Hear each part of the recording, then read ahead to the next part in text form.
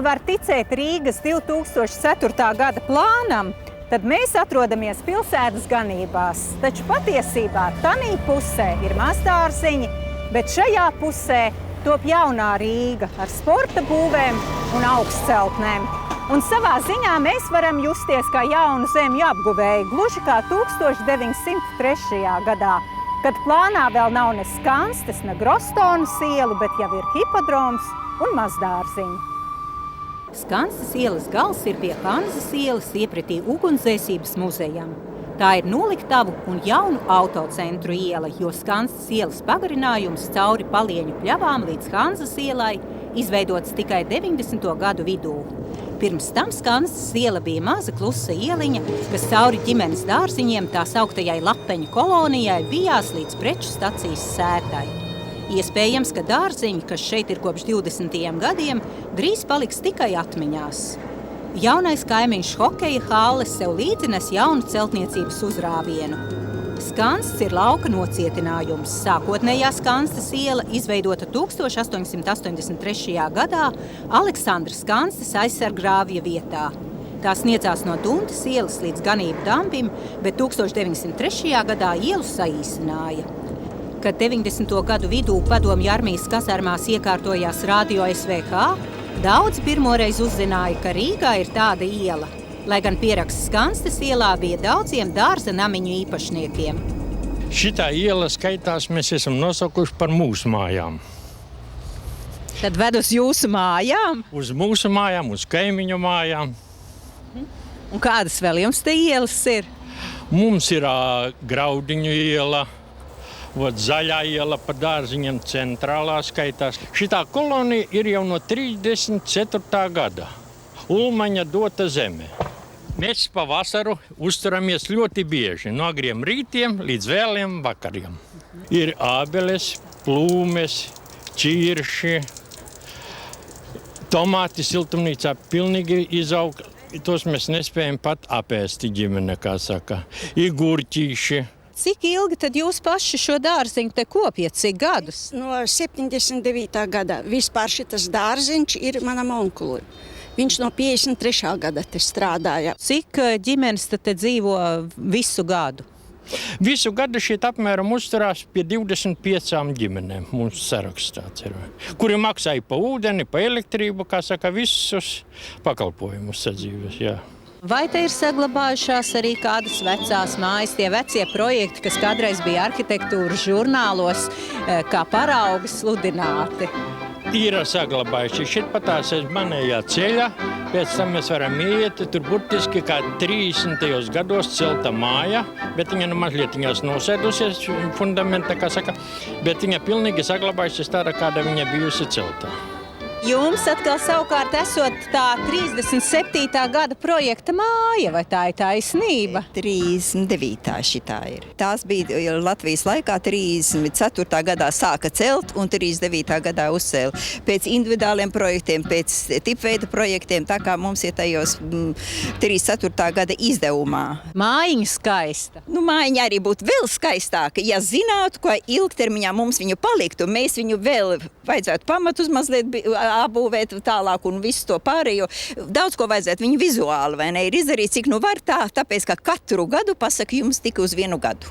Vēsā laikā, lietus laikā iekurinām krāsni un šeit mēs ļoti mājīgi un malīgi dzīvojam.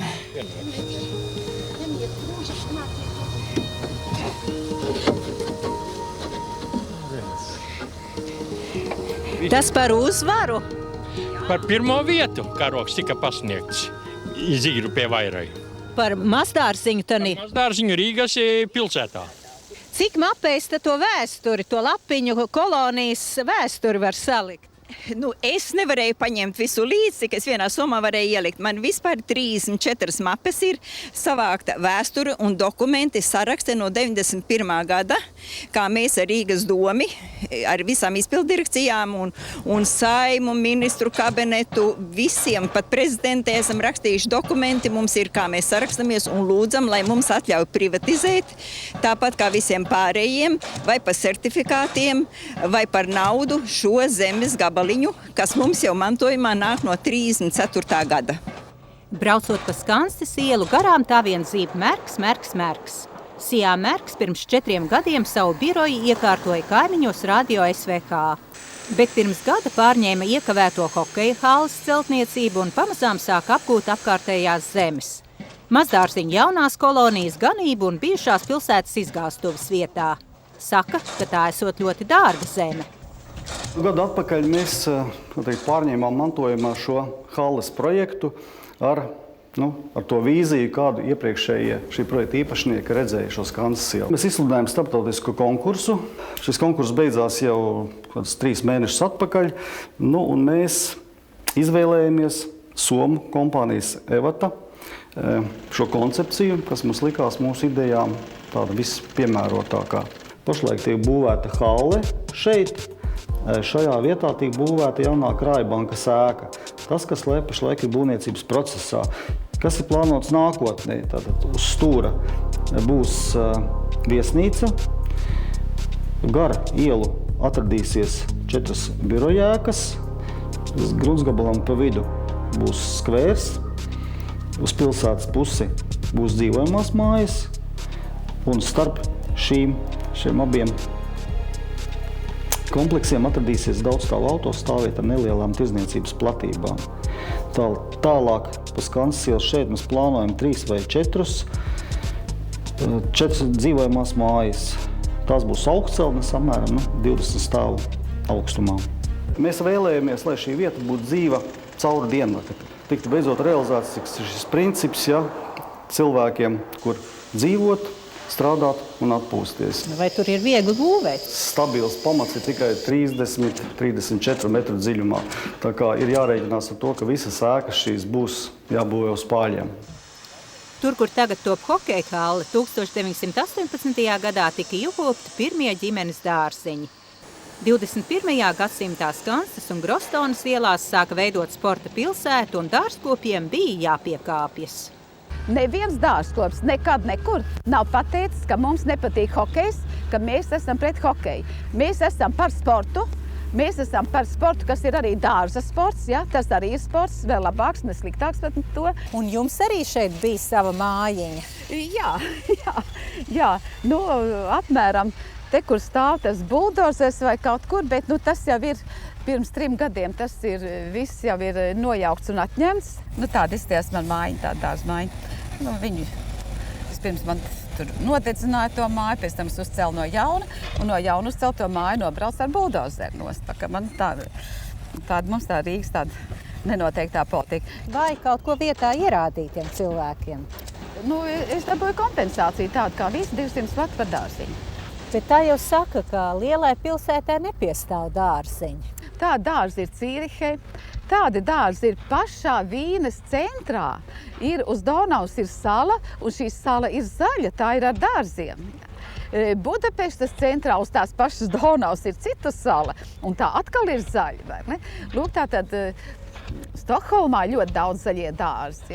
Ģimenes dārziņš ir ārkārtīgi laba psiholoģiskā vide bērna audzināšanai. Viņš tur redz darbu, kā strādā, ka nekas no gaisa nekrīt. Diezgan daudzām ģimenēm, tas taču nevienam noslēpums, diezgan daudzām ģimenēm dārziņš sniedz arī materiālu atbalstu. Un relaksācija. Relaksācija ļoti būtiska ģimenes dārziņa funkcija. Pēc Rīgas attīstības plāna šeit ir zaļā teritorija, dabas pamatne. Dabas pamatne, zaļā zona. Tagad Rīgas dome, iepriekšējā doma Bojāra kunga vadībā, pieņēma lēmumu, ka tur vairs nebūs zaļā zona, bet ka tur būs celtniecības zona. Tad sudīs arī Lapiņu kolonijas dārziņu otrpus Skanstes ielai. Dārziņu īpašnieki vēl tiesājas ar Rīgas domi, bet zeme jau pārdota Merkam. Mēs to vairs neuzskatām par strīdus objektu. Uzskatām, ka tas jau atrisināts, šī zeme ir mūsu īpašumā. Protams, ir kaut kādā civilizētā veidā mums būs kaut kā jārisina, lai šie bijušie šo māju īpašnieki šo teritoriju atstātu. Kad mēs iegādājāmies šos zemes gabalus no pilsētas, 4 zemes gabali bija, 3 bija privāti īpašumā, un uz vienu no zemes gabaliem atradās privāti īpašumā esoša ēka. Mēs esam nopirkuši šo ēku, mēs esam nopirkuši vienu zemes gabalu, bet 2 īpašnieki pagaidām atsakās pārdot savus īpašumus. Mēs, kad pašlaik ir grūti pārliecināt. Es domāju, ka notiks šis konkurss, kad mēs izvēlēsimies šo projektu, kādu mēs attīstīsim. Es domāju, mēs viņus paaicināsim tā, godīgi izdiskutēsim, kā tas ietekmēs viņu dzīves apstākļus. Es domāju, nekas jau labs nebūs, kad blakus atradīsies 20-stāvīga ēka un katrs tur blindzīs no augšas uz to mazdārziņu. Es domāju, ka mēs kaut kādu risinājumu atradīsim. Un tad mēs tagad ejam Skanses ielā 40, privāti īpašumā. Jā, lūdzu. Pašlaik te notiek būvniecība, jo mēs paši savām rokām meita krāso, vīrs ceļ, un es vēl savādāk piepalīdzu. Ja? Faktiski tā māja ir riņķī vecajai mājai. Te visi pagaidtreps. Cik gadus jūs jau esat šajos dārzos? Kā man vecam tēvam 36. gada piešķīra, un es, protams, piedzimu, uzaugu, un te viss man bērnība pagājusi. Kronbergs, tad tēvs Teters, es esmu Cīruls. Tā viss mums tā, kā teikt, no viena putna uz otru. Tomēr šeit cels augstbūves. Jūs paliksiet ar savu mazo mājiņu? Ko te es ņemšu māju pa pleciem? Ja tā biznesa tam birojam te jātop, lai viņš sēž. Es sēdēšu savā dārziņā. Kāpēc man būtu jāiet prom?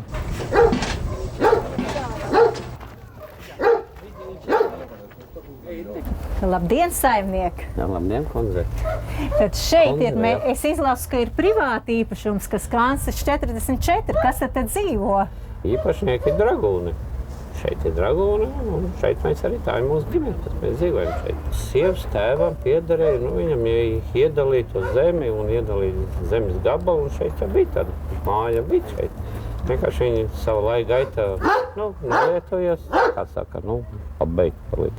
Mēs viņu renovāciju netaisam, mēs drusku atjaunojam viņu. Bet uz tiem pašiem veciem pamatiem uztaisījām. Es savu māju uztaisīju uz peldošiem pamatiem. Mums tā māja viņa tā šūpojas, viņa tā staigā. Jo šeit ir pursa. Man jau nav tā tehnika, lai es tos pāļus iedzītu, kā viņi dzen pāļus. Man ir pusotru metru, reiz pusotru apkārt tāds, kas peldošs, pamats ir. Un viņam ir tā, ka lidlauka taisa stikli pa vidu, stikli gabali pa vidu nāk, tās stikli šķiedri nāk, lai neplīst pamatu. Un pamatu neplīst. Un tā māja stāv uz vietas.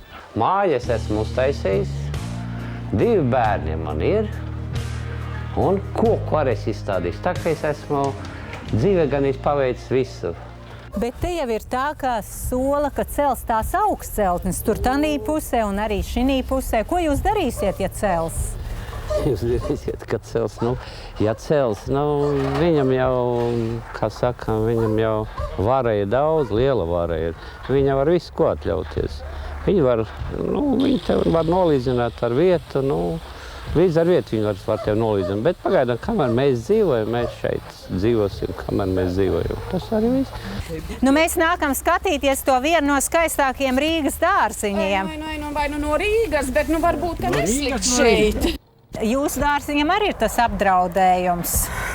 Kā tad paziņojums ir saņemts, ka mēs, lai atbrīvojam šo vietu, jo interesanti raksta, jo piederot Lapiņu dārzu asociācijai šī zeme, bet es, lai paņemu savas mantiņas un lai eju. Bet vai tad jums kompensācija nesola? Ko jūs? Pat nerunā neviens par to. Es tikai tā sevī domāju, es saprotu, ka lieliem investoriem visiem ir vajadzīga zeme, bet ja es esmu šeit 25 gadus, kopusi savu dārzu un dzīvojusi, izaudzinājusi bērnus, mazbērnus, vai tad man tā drīkst izlikt ārā? Es arī esmu cilvēks, man taču arī kaut kas pienākās. Cik gadus te jūs te strādājat? Es gan tikai trešais gads, var teikt. Tikai trešais gads, jā? Un kur tad pirms tam kaut kur arī bija dārziņš? Otrā pusē, tieši tur, kur to halli būvēja, to hokeja halli. Un tad jums iedeva šeit? Jā, tas ir. Bet par to jums ar kāds samaksāja, par to pusīti, par to dārziņu? 200 samaksāja, jā. 200, jā? Un tagad jūs esat šeit un tagad atkal? Tagad dzēn projām, jā. Kādreiz, kad to noņēma, tad solīt kaut kur kādā tur purvā tur uz Olainas pusi, uz tur kaut kur. Bet nekas nesanāca. Un es katrā ziņā tādu gabalu nekad nebrauktu. Pilsētas plānotāji jaunus dārziņus paredz veidot Tīrainē, bet Skanses ielā pacelsies jaunbūves ar zaļajām zonām. Sporta celtņu vēsture šeit sākās ar Nacionālās sporta skolas ēku, ko padomju laikā zināja kā darba rezervju sporta namu. Mēs it kā atgriežamies pagātnē. Pirms cik gadiem? 30 apmēram. Nē, nu vēl vairāk, tāpēc, ka tas jau man bija viss mūžs, viss sportošana saistīta ar darba rezervēm. Bet atbildīgais es pa visu šito te padarīšanu bija no 75. gada. To laiku mūsu te sporta namā bija pasaules līmeņi, teiksim, akrobātika, kapolērs, jā, pasaules čempioniem, Maks Vingrošana, Krasovska ģimene, Kačkalda bija pasaules čempioni. Bokseri bija slaveni, vieglatlēta, Brājevs. Daudz sportisti ir bijuši šajā mājā. Diemžēl viņa šobrīd ir obligāti jānojauc, obligāti. Jo kas te ir iznācis mocīties, maz iedomāties nevar. Viņa ir pusmetra zemāk nekā projektā vajadzīgs. Visas trubas ir ūdenī. Skaties, tur man kabinets bija. Pa to logas sēdēju pie galda un redzēju, kā aizdegās hipodroma. Pirmo reizi jau it kā ļoti nopietni saka, ka dāmas nodedzinājuši, ka vīri pa daudz naudas nospēlējuši. Otrais bija tā. Tu ko vairs klaus? Nē, es tur sēdēju pie galda, bija tieši pusdienas laiks pārtraukums un ieraudzīju, tur bija tāds tornis, ja, kur administrācijas telpām pielāgoja remontu darbu. Un es skatos, mazi dūmi sāk kupēt tur. Ja. Protams, metamies visu glābt, bet diena bija tāda vēl karstāka kā šī, ar spēcīgu vēju. Ūdens apgāde te bija ļoti slikta. Un tad, kad vējš trāpīja tajā papas jumtā 200 metru garā, ja, tad tas bija kaut kas ārprātīgs. Viss Rīga te saskrēja, un iekšlietu ministrija, un viss. Un diemžēl neko nevarēja izdarīt. Pirms nepilniem 100 gadiem šeit hipodroma vecajā tika atklāts Viskrievijas olimpiāde. Ja. Diemžēl viņi līdz galam netika sarīkot, jo sākās Pirmais pasaules karš. Tā kā jau to laiku, kad Rīga vēl bija samērā maza, ja, šī vieta jau bija domāta sportam. Tajos laikos Grostonas iela vēl bija Antonijas ielas turpinājums pilsētas ganībās. Vārdu iela dabūja 1932. gadā, un tad visi zināja, ka te atrodas hipodroms. Mūsdienās tā ir bērnu un jauniešu iela, jo te ir 2 bērnu dārzi un Hanzas vidusskola. Jaunais Olimpiskais sporta centrs atdzīvina sporta tradīcijas, ko 1906. gadā iedibināja rikšotāju biedrības hipodroms. Šeit ir tā vieta, kur pirmo reizi Latvijas vēsturē pacēlās gaisā lidmašīna ar motoru, darbināta lidmašīna. Tas bija 1906. gada vasara, kad atved uz Rīgu brāļu Raitu uzlabotas konstrukcijas tādu divplāksni. Viņš tāds jocīgs jau bija, kaut kas līdzīgs planierim, kaut kas līdzīgs, ziniet, varbūt šodienas delta plānam, tāda kombinācija. Cilvēki viņu pa etažāri iesauc, tāpēc, ka tie daudzie plaukti, visādi tie spārņi un tie papildus elementi, viņi radīja tādu iespēju kā grāmatas plaukts etažārā. Šeit varētu būt tā vieta, kur viņai it kā vajadzēja celties gaisā, bet lieta bija tāda, ka tajā dienā, maija diena, pavasara tāda vējaina. Gluži kā šodien. Tieši tāda pat kā šodien, un viņš to savu, kā saka, vieglo būvi nevarēja lāgu novaldīt. Toties burtiski pēc nedaudzām tur nedēļām bija nākošais lidojums. Vispirms Zolitūdē, pēc tam tas bija šeit arī Rīgas hipodromā. Tad ar Vācijā nopirkto, šoreiz tas bija viena plāksnis, bet arī ļoti vieglas konstrukcijas, kaut kas līdzīgs delta plāns ar motoru, vai ne? Šis lidojums izdevās ļoti sekmīgi, un pēc tam, jāsaka, bija visa tā vasara 1910. gadā. Pagāja vienos lidojumos ar šiem te lidmašīnām. Tāpat tās arī pirmās autosacīgas 1906. gadā, kad arī šeit hipodromā pāris automobīļi sacentās savā starpā. Un mēs te ar Hanzas skolu ejam. Neatceraties, kas te bija vecos laikos, tad, kad jūs uz to hipodromu nācāt? Jā, tas vēl pēc kara un krietni vēl ilgi pēc Otrā pasaules kara dabīja, ka šeit bija dārziņa rajons, tieši šeit, kur skola patreiz, tur bija tāda liela dārzniecība. Jūs nespēlējāt hipodromā? Redziet, bērnu slaida skolnieks iekšā, bet spēlēt pie totalizātora kasēm nevarēja. Redziet, tur bija tā. Tas jau bija azartspēles pēc būtības, oficiāls azartspēles. Tātad jūs varējāt slēgt derības, uz kuru zirgu numurs tāds un tāds. Jūs gribat likt savu naudiņu, vai ne? Jā, nopirkt to dārgo biļeti, tur jau bija šansas uzvaras gadienā vinnēt krietni naudas žūksni. Bet tikpat labi arī biks varēja paspēlēt. Ja pie iemaksas kasēm tur bija, jāsaka, cilvēku pūļi, viņi pirka šīs te biļetītes, tad pie tām izmaksas kasēm tur gaužām maz to cilvēku bija. Tā kā varēja pēc tā spriest, kādas ir šansas vinnēt. Mēs arī esam pie tā stūra, kur bija tas hipodroms. Jā, šeit ir celiņa sākums, vai ne? Viss loks bija laikam, carlaikos bija jūdzēs, tas ir 1,06, vai ne? Bet, teiksim, 1 kilometrs. Tur, kur šis olimpiskais centra ēka it kā būve beidzās, tad burtiskais viņas pretī Alojas ielai bija ieeja hipodromā. Tur pa kreisi roku stāvēja lielās tribīnes. 600 līdz 800 cilvēkiem tur varēja skatītājiem vietas. Bet, protams, kad gājām tur jau bija daudz kājās stāvēt. Tā ir vispār ļoti populārs. Tāpat populārs kā futbols savā laikā. Gandrīz 2 hektāri zem jumta šeit ir, ja? Un šeit ir daudz dažādas zāles, universālas zāles un sporta spēļu un vieglatletikas manēža. Lielākā, man liekas, Eiropā zāle, vingrošanas zāle, kas vēl tā īsti nav iekārtot. Un apmēram 800 cilvēki vienlaikus var trenēties šeit. Ja? Golfu spēlē. Tas ir pilns futbola laukums. Vismodernākais, ļoti labs zālēs. Paskaties, bet man jau patīk šitā lieta. Kā Golfa federācijas prezidentam. Kā ripo vispār šī lieta? Labāk vai otra grīda ir, ne?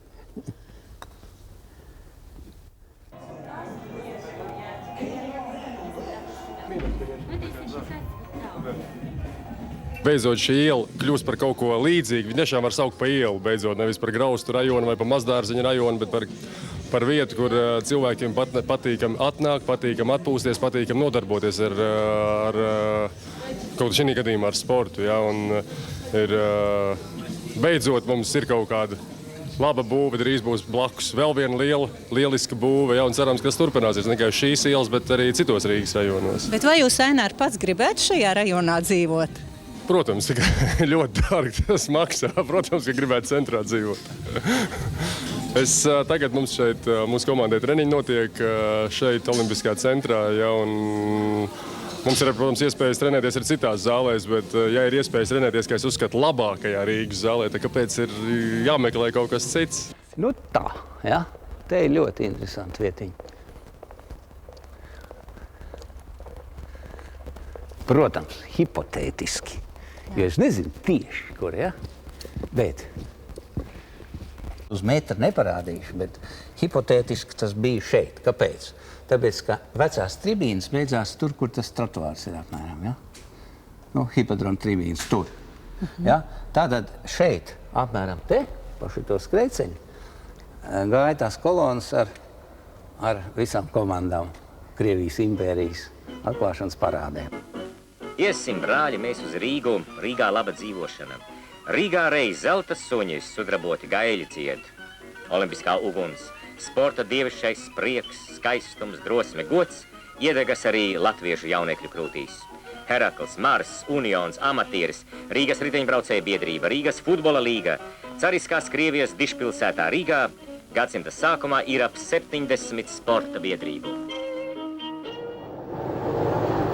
Šis rajons vienmēr ir bijis rezervēts sabiedriskām celtnēm. Protams, te apkārt jūs jau redzat, ir arī dažas uzbūvētas tādas salīdzinoši niecīgas. Silikāta ķieģelī 50. gados maza sporta zālītes, bērnu dārzi šeit ir. Tad mums ir šeit ministra padomes garāžas, un viņām blakus tagad ir vairāk jau autosaloni. Ja? Teritorija attīstība ieguva faktiski pēc Skanstils izbūves 80. gados, ja, kad šeit reāli parādījās iespēja labi piebraukt. Un tas ir neizbēgami. Kurā vietā parādās laba iela, tur viņai sako apbūve. Dārziņa aiziet. Tāda ir dzīve. Bet es domāju, ka tiem jāsāk ir raudzīties tomēr ir jaunajā Rīgas attīstības plānā, vai tur ir ģimenes dārziņi, jo visās Eiropas lielpilsētās es esmu raudzījies un esmu dažās arī atradis Berlīnē, Stokholmā, samērā centrāli novietotos kvartālos ļoti jaukti sakopti mazi dārziņi, kuros, protams, nav haotiski apbūve. Šādas iespējas būtu jādod rīdzniekiem arī, tā kā es ceru, kā mēs varēsim atrast teritorijas pilsētas nomalē, kurās būs atkal no jauna ierīkot dārziņi. Vai šī jaunā pilsēta būs tā interesantā, tā vērtīgā, ja tas ir tāds pagaidu variants? Nē, nu redziet, mums te apkārt jau sāk veidoties apstādījumi. Ja? Es saprotu, ka ir vajadzīgs zināms laiks, lai mēs pierastu gan pie hokeja halles, gan arī pie šitām pārējām sporta celtnēm. Un viņām, protams, apkārt vajag skaistu parku. Tepat bija runa, cik es zinu, par kādu sporta memoriālu, olimpisko parku un tam līdzīgām vīzijām. Ja? Ja tas viss būs, tad mēs, es domāju, būsim apmierināti.